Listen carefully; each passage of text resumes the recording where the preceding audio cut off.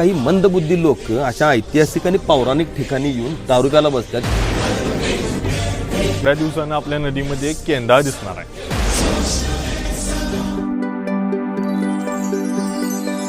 आम्ही लहानपणी बघायचो आमच्या आज्या नदीला पाया पडायच्या, पण कधी त्यांनी नदीत कचरा टाकलेलं आम्ही बघितलं नाही।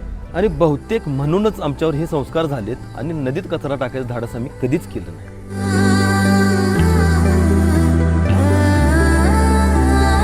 काही सुशिक्षित अडाणी लोक देवधर्माच्या नावाखाली नदी मातेमध्ये अशा पद्धतीचा कचरा करायला पुढे मागे बघत नाहीत। त्याचबरोबर काही अडाणी बेवडी लोक त्या अशा पद्धतीनं दारूच्या बाटल्या सुद्धा नदीमध्ये टाकायला हैगई करणं झालं। नदीमध्ये कारखान्याचं केमिकल मिश्रित पाणी, गटरीचं पाणी, जनावरं धुणे, कपड्याचं साबणाचं पाणी, परत अशा सगळ्या गोष्टी ह्यामुळे थोड्या दिवसांनी आपल्या नदीमध्ये एक केंदा दिसणार आहे।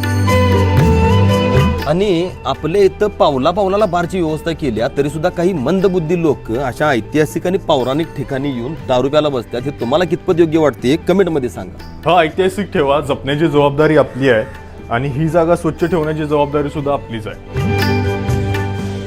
आणि कोल्हापूर ग्रामपंचायतीला माझी कळकळीची विनंती आहे की अशा ठिकाणी स्वच्छता मोहीम राबवा, जेणेकरून असे गैरप्रकार कुठलेही होणार नाहीत आणि गैरप्रकार होऊ नयेत म्हणून रात्रीचं इथं तुम्ही सिक्युरिटी ठेवा, पोलीस ठेवा, कुणाला उभा करायचं उभा करा।